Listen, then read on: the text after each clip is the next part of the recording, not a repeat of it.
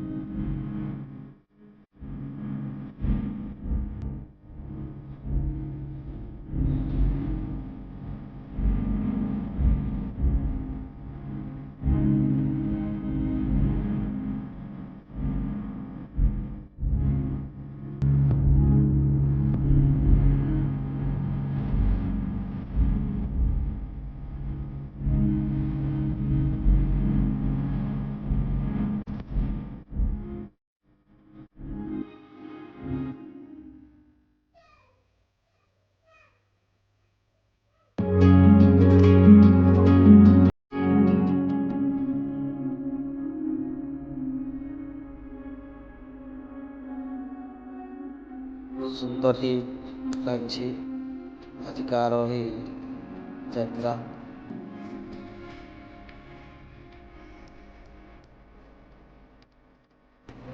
ଜନଶୂନ୍ୟ ଆମେ ରାସ୍ତାରେ ଆସିଲା ବେଳକୁ ମାତ୍ର ଗୋରୁ ଗାଈ ଛଡ଼ା ଲୋକ ହିଁ ଦେଖାଯାଉନାହାନ୍ତି।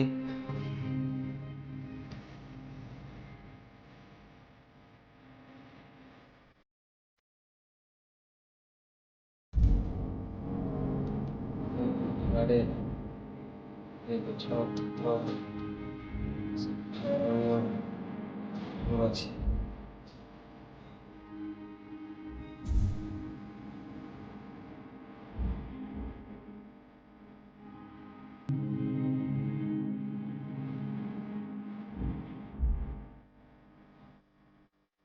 ଦେଖନ୍ତୁ ବର୍ତ୍ତମାନ ଆମେ ଯାଇଛୁ।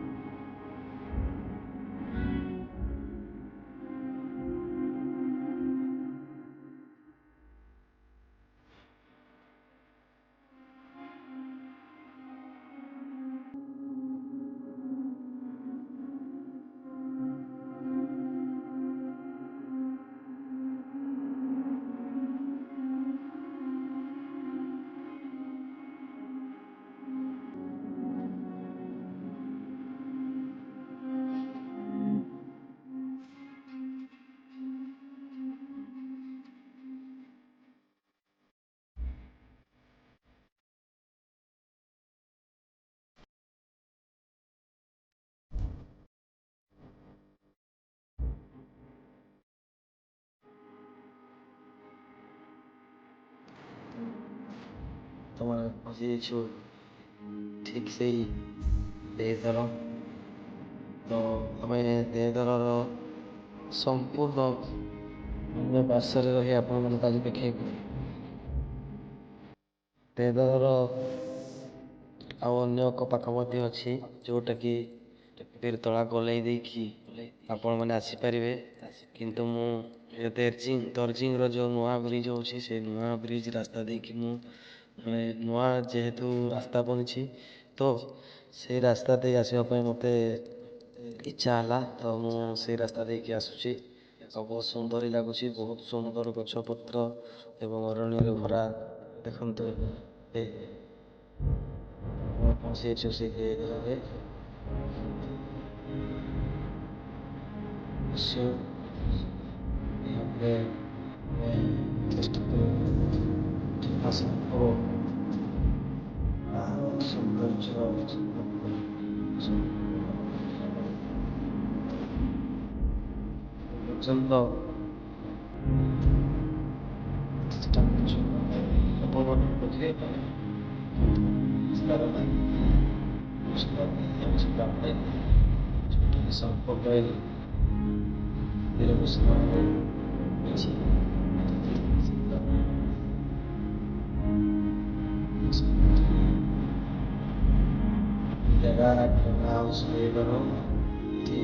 ଏବଂ 150 ପର୍ଯ୍ୟନ୍ତ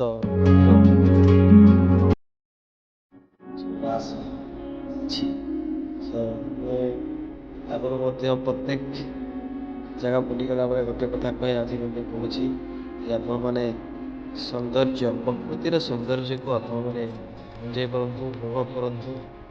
କିନ୍ତୁ ପ୍ରକୃତି ସହିତ ଖେଳିବା ପାଇଁ ଚେଷ୍ଟା କରନ୍ତୁ। ଆପଣମାନେ ଗଭୀର ଜଳରାଶି ତା ବି ପ୍ରବେଶ କରିବା ପାଇଁ ଚେଷ୍ଟା କରିବା ନାହିଁ, କାରଣ ହେଉଛି ବହୁତ ମାତ୍ରାରେ ଗଭୀର ଅଛି ଏବଂ 150 ଫୁଟ ପାଣି ଅଛି। ଆପଣମାନେ ସେଠି ଗାଧୋଇବା ପାଇଁ କିମ୍ବା କୌଣସି ପ୍ରକାର ଅନୁଷ୍ଠାନ କରିବା ପାଇଁ ଚେଷ୍ଟା କରିବେ। ଆପଣମାନେ ପିକନିକ୍ କରନ୍ତୁ,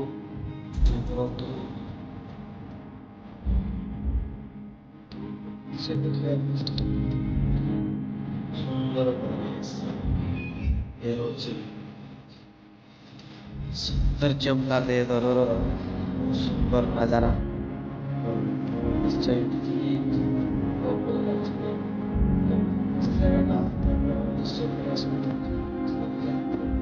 ସାଙ୍ଗସାଥି କିମ୍ବା ଫ୍ୟାମିଲି ସହିତ ଆସିକି ବୁଲିକି ଆସେ।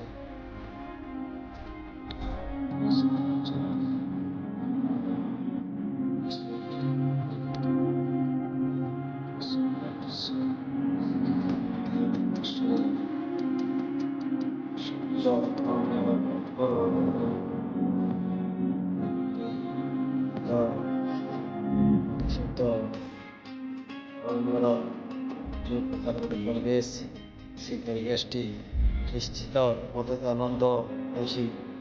ମୁଁ ବି ନିଶ୍ଚିତ କି ଆପଣଙ୍କୁ ନିଶ୍ଚୟ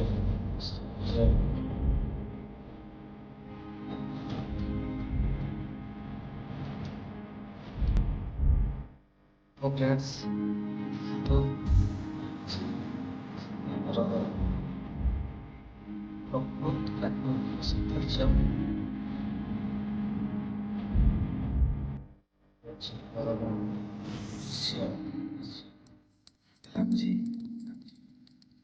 ଦେଖନ୍ତୁ ଇଏ ହେଉଛି ଯେତେବେଳେ ବ୍ରିଜ୍ ମାନେ ବ୍ରିଜ୍ ତ ଏବେ ପର୍ଯ୍ୟନ୍ତ କାମ ଚାଲିଛି। ବ୍ରିଜ୍ ଯେତେବେଳେ ଯେ ପର୍ଯ୍ୟନ୍ତ ତିଆରି ନ ହେଇଛି ତ ଏଇ ଗୋଟିଏ ହିଁ ତାଙ୍କର ଭରସା ଡଙ୍ଗା। ନଦୀଟି ପାର ହେବା ପାଇଁ କେବଳ ଡଙ୍ଗାର ହିଁ ସାହାରା। ଦେଖନ୍ତୁ ଏଠି କିଛି ମତ୍ସ୍ୟଜୀବୀ ମତ୍ସ୍ୟ ମାରିବା ପାଇଁ ତାଙ୍କର ବ୍ୟବସାୟ ଚାଲିଛି। କିଛି ଯିବାର ଅଛି।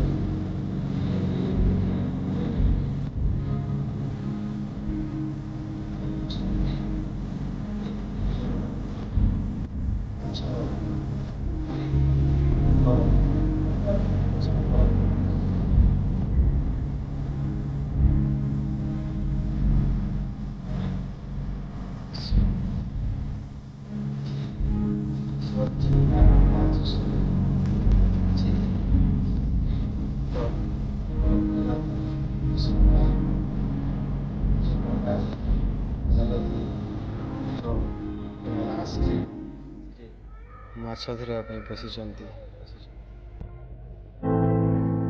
ତ ଜୀବନ ଜୀବିକାର କଥା, ଜୀବନ ଯେତେ ବିପଦପୂର୍ଣ୍ଣ ହେଲେ ମଧ୍ୟ ଜୀଇବାର ଅଛି ଆଉ ନିଜର ଜୀବିକାକୁ ଆଦରିବାର ଅଛି।